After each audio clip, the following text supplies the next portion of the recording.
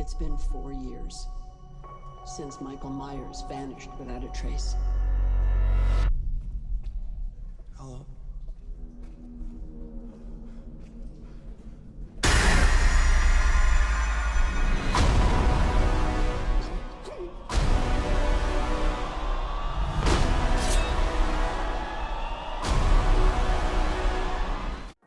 Okay. All right. Driving to go see the press screening of Halloween Ends, I saw nothing but billboards all over town. Big word, ends, ends. They're promising this ends.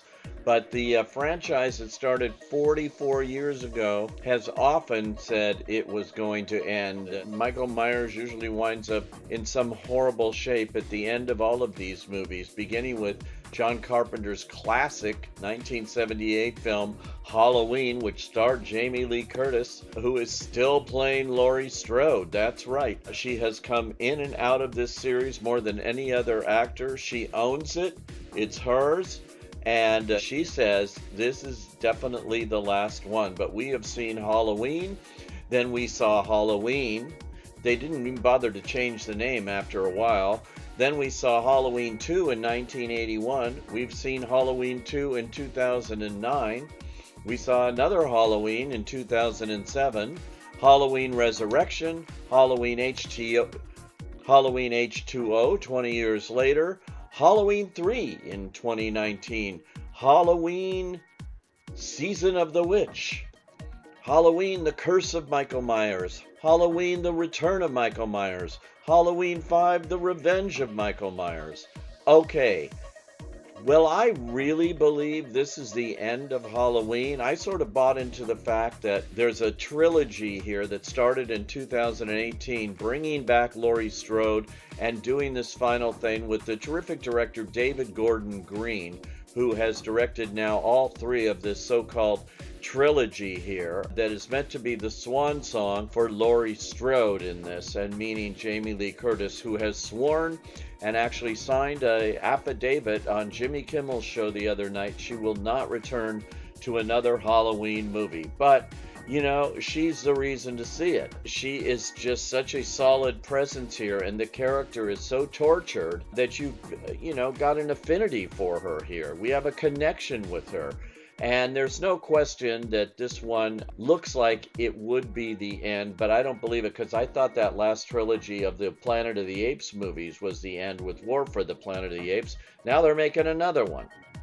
They just reboot these things. Somehow they'll find a way to bring Michael Myers back.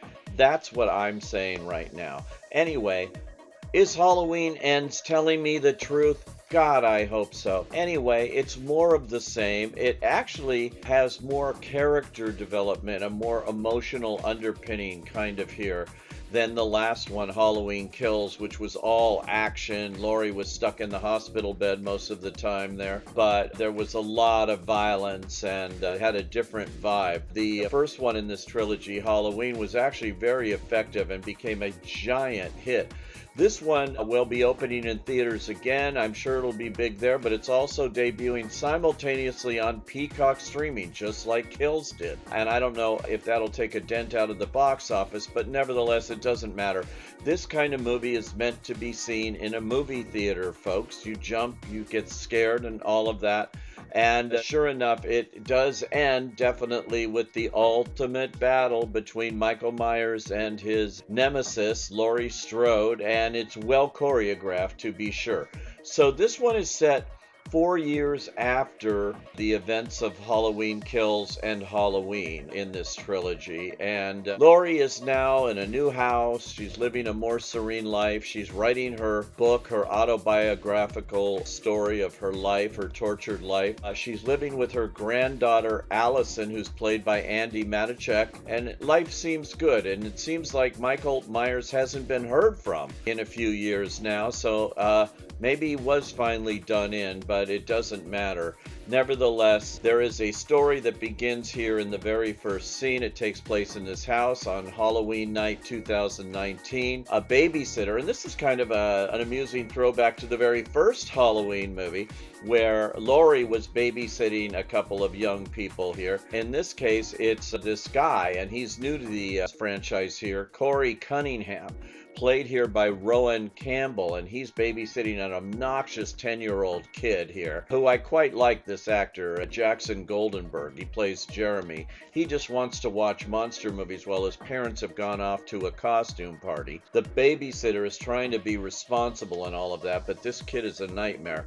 Nevertheless, he sort of fiddles with the idea of hiding from his babysitter, and that causes all sorts of problems and winds up in what was really an accidental death of the kid. Just as the parents come home, the kid falls all these stories down from the railing there, and the babysitter is now blamed for this. Corey is blamed. He goes on trial, but he's acquitted. But nevertheless, he now has a reputation in Haddonfield, Illinois, where Halloween takes place, as a psycho guy, the guy that killed the kid. And he's taunted by bullies. There's a lot of bullies in this, led by Michael Barbary, who plays Terry, and he's kind of a one-dimensional bully, but he's definitely out to get this guy, and he gets beaten up a lot, and slowly his personality begins to change now that he's here in this time, 4 years since the last Halloween movie. Laurie actually befriends him when he is beaten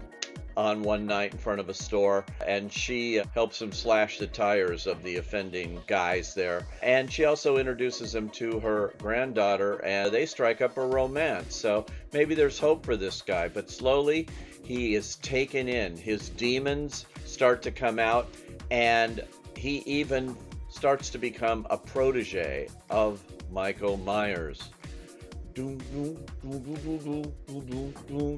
So I don't want to go too far into this character, where he goes, into what dark places he goes, how it all weaves together with all of these characters. And among them, by the way, is Kyle Richards, who's back as Lindsay Wallace. Remember, Lindsay Wallace was that little girl that Laurie babysat in the very first Halloween movie, and now she's much older. She survived the events of a couple of the other movies, including the last one. She's a true survivor, and here she is, ready for the fight again, I guess. She understands what Laurie's gone through, and so they have a bond, no question about that.